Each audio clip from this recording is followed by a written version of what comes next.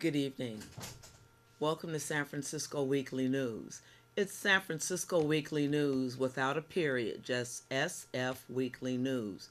Someone said to me, "You have the wrong name." Of course, that was a fan. Excuse me. So, anyway, I just wanted to share with you if you ever want to view any of our past shows, we're on YouTube, also on Vimeo and Facebook as well. Anyway, let's get right to it. I want to, as we know, you see the sign up there. It says your voice, your vote. It is imperative. We don't care who you vote for, but it is imperative that you vote. Your voice, your vote. Proposition C. We're going to talk about Proposition C first, and that's a San Francisco proposition. And Proposition C will define progressive politics in San Francisco. Okay, homeless funding, along with state rent control measures, pits tenants and community groups against landlords and the Chamber of Commerce. And local officials will have to take a side. Now, I'm a member of the San Francisco Association of Realtors, and I noticed that San Francisco Association of Realtors is on the side of landlords. So I must disconnect myself during this election season because the San Francisco Association of Realtors does not speak for Diane Wesley Smith or the Bayview Hunters Point Real Estate Professionals or AAA Bayview Real Estate. So the most important measure to address homelessness in San Francisco in years now has a ballot designation, and it's Proposition C. And on the state level, voters will be able to weigh in on a measure that could have a just as big an impact on homelessness, and that's Proposition 10, which we will talk about in a little bit. Proposition 10, which would allow cities to impose effective rent controls. Already the landlords and their allies are attacking both. A memo from the city's Office of Economic Workforce and Development. I want you to find out who the Office of Workforce and Development. Now, there's some good people working there, but when you have a statement coming out of the office that argues that Proposition C would drive middle-class jobs out of town, which is not only nuts, but defies the mission of the Office of Employment and Workforce Development. Their mission is to develop workforce, to develop workforce. And in course of developing workforce, it is also to develop housing, which the tax would impact overwhelmingly companies that just got a big Trump tax break. And the idea that a minor additional fee on their massive gross receipts would cause them to move defies all history and evidence. And that's what we're talking about, is the evidence. Of course, the conservatives at City Hall and their allies at the Chamber of Commerce are saying that we already spent a lot of money on homeless services, which is true. But while I often disagree with Randy Shaw, his report on how the money is spent is absolutely clear and accurate. Despite story after story going back at least 20 years, 2 decades, many still fail to understand the bulk of the city's homeless budget serves those already housed, not those now on the street. Since the 1980s, the media has created an impression, now shared by the public and some supervisors. This is, let me just mention to you, the reason that we were the winner of the Social Justice and Advocacy Award is because, of course, we're media, we're public media, but we keep it real when we don't spin it. So since the 1980s, the media has created an impression now shared by public and some supervisors, the misinformed or the greedy, that you can simply divide homeless spending, the 165 million, by the homeless numbers of 7,000, and then give that amount of money, over $20,000 per homeless person, to get them off the streets. But most of San Francisco's homeless budget is spent on people already housed. The city is not spending $165 million on 7,000 reported homeless, but on thousands more living in supportive permanent housing. That could be your affordable subsidized housing, for example. That leads to the importance of the state Proposition 10. Over the past 10 years, San Francisco has spent a lot of money and made considerable strides in getting homeless people off the streets and information on housing. But the problem keeps getting worse. Why? Because every homeless person we house, someone who used to have housing in the city, becomes homeless. Remember, 70% of the homeless people in San Francisco used to have a home in San Francisco. 70% of the people that are homeless in San Francisco used to have a home in San Francisco. They lost that home because of eviction, one way or another. They lost a job that couldn't pay rent. They were Ellis acted out. The rent went up because they weren't under rent control. And some of them have now disabling health conditions. What the majority of the folks at City Hall have failed to see for all these years of the tech boom is that the Hippocratic Oath, recent interpretations, needs to apply to housing area. First, do no harm. That's the Hippocratic Oath. First, do no harm. Put it another way. When you're stuck in a ditch, quit digging. Two facts that are at this point self-evident. Addressing homelessness in San Francisco is going to cost a lot of money, and that's going to have to come from the wealthy in San Francisco. There was a time back before Ronald Reagan that the budget of the Federal Department of Housing and Urban Development, which paid cities to build public housing, was bigger than the budget for the Department of Defense. Reagan gutted HUD funding for cities, and no Democrat, not Clinton, not Obama, ever put that funding back. But we can do it. The state of California could allocate huge amounts of money for non-market social housing. But Governor Jerry Brown was never interested, and I've heard nothing from our next governor, Gavin Newsom, on the topic. But I am expecting that we will hear from Gavin Newsom, and we're asking you right now, Gavin Newsom, to weigh in on that. We want to know what we can expect from you in terms of affordable housing and the funding that is necessary. So we San Franciscans need a large, reliable, consistent stream of revenue for housing. Affordable housing. Now we're talking about affordable, that means for everyone. Start from the bottom, work your way up. Start from the middle, work your way down. But we mean for everyone. We don't mean affordable housing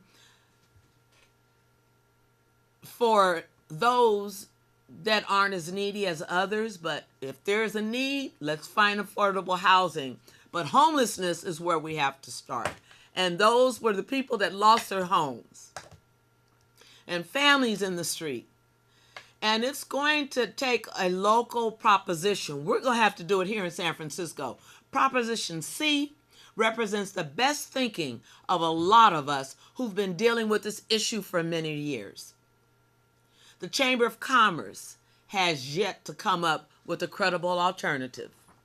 So, what we must do in San Francisco is we must now allow those of us that are real estate professionals that specialize in community affordable housing for residents of San Francisco.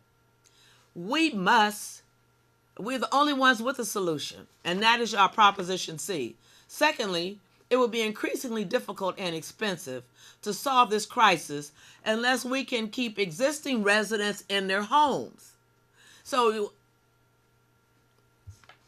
which brings me to the YIMBYs. Joe Fitz at the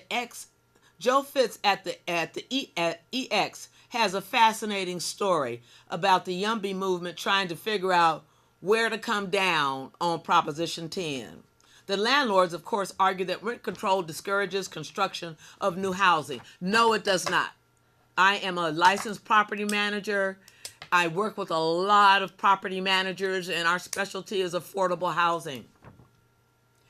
See, without us at the table, not Diane, because I am your resource, but we must have affordable housing experts at the table.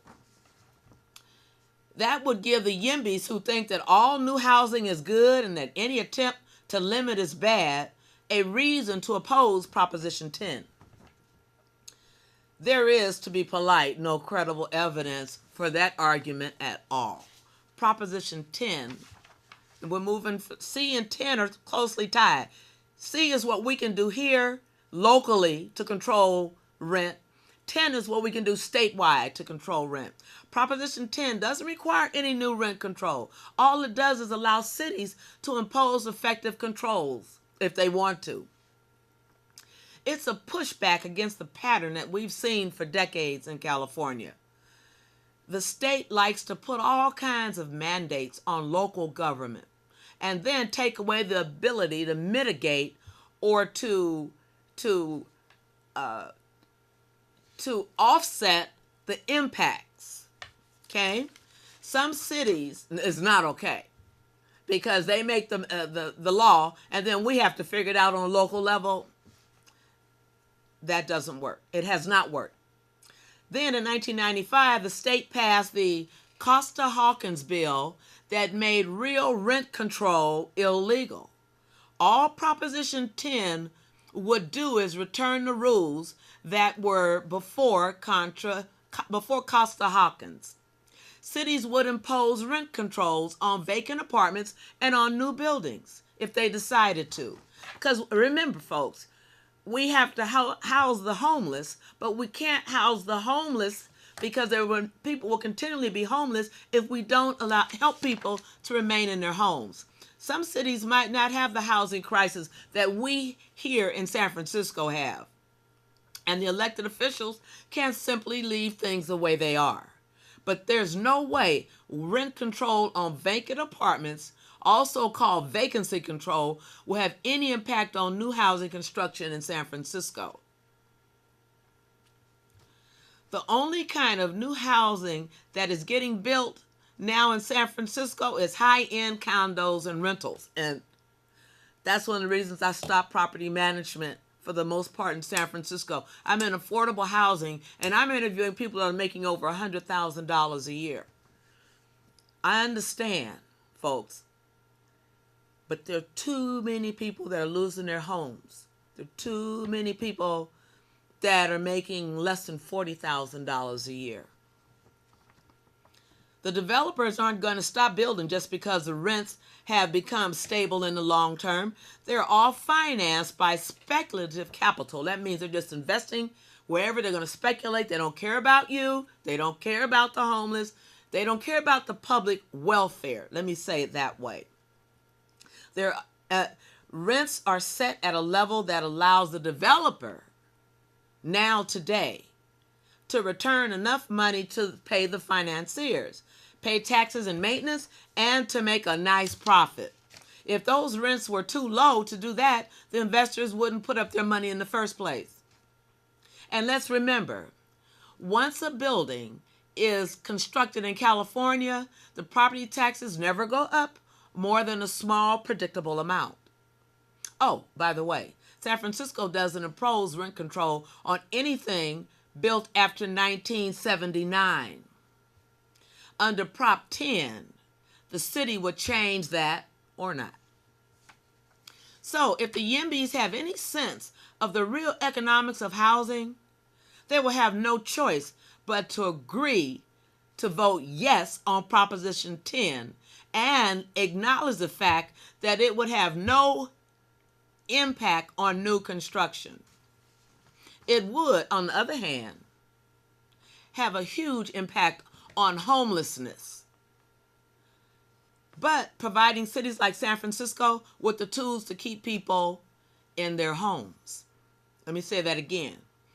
Proposition 10 won't have any impact on new construction. It would, on the other hand, have a huge impact on homelessness, but providing cities like San Francisco with the tools to keep people in their homes.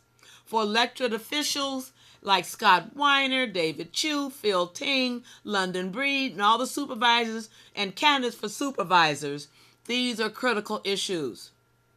And where these folks come down on Proposition 10 and C will define where they really stand on housing.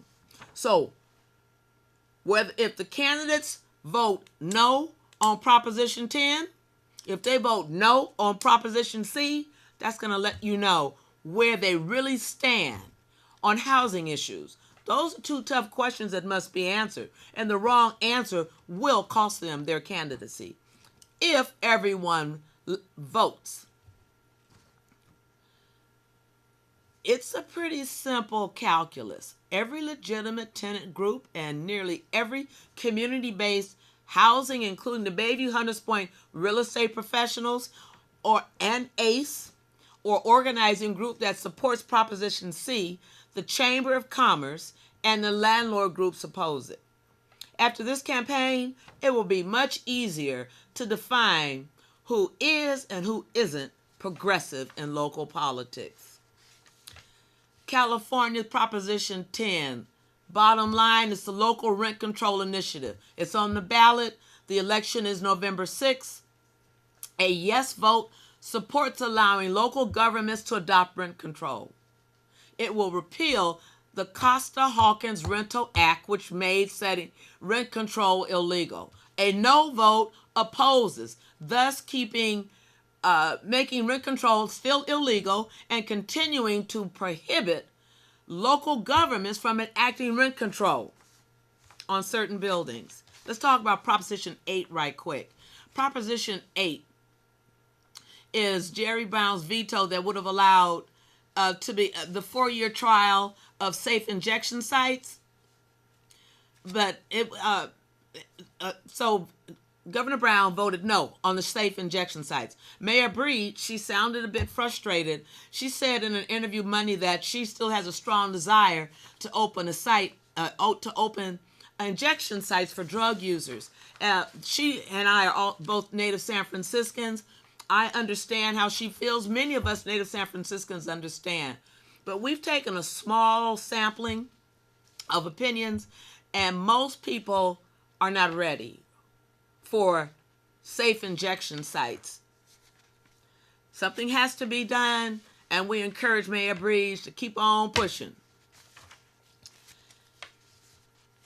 We are about to, let me see what else is very, very important. Under the Proposition A, there's a bond, $425 million bond to rebuild the seawall. San Francisco Weekly News advocates a yes vote. On Proposition B, privacy first, yes. Proposition C, our city, our home. Vote yes on Proposition C. On Proposition D, tax on cannabis and on non-San Francisco companies that sell stuff here. Yes. Proposition E, restore the hotel tax. Yes. Federal races. U.S. Senator, we want Kevin DeLeon. Jackie Spear, back in District 14. I want to thank you so much for joining us. We will be able to endorse Mayor. We're going to have to endorse Gavin Newsom. I'm calling him Mayor, but Gavin Newsom and for governor. We want to hear what you have to say, Gavin, about Proposition C, and more importantly, we want a yes vote on Proposition 10. We want Lieutenant Governor Ed Hernandez for Lieutenant Governor, Alex Padilla for Secretary of State. Of course, Betty Yee, she's doing a great job. Fiona Ma says that we should eliminate the Office of Equalization, which Malia Cohen is running for. I find that rather contradictory. So, yes for Malia Cohen. for the State Board of Equalization. I want to thank you so much for joining us. Excuse me for looking away, but I was watching the clock. Thank you so much for joining us, and we'll see you next time. Bye-bye.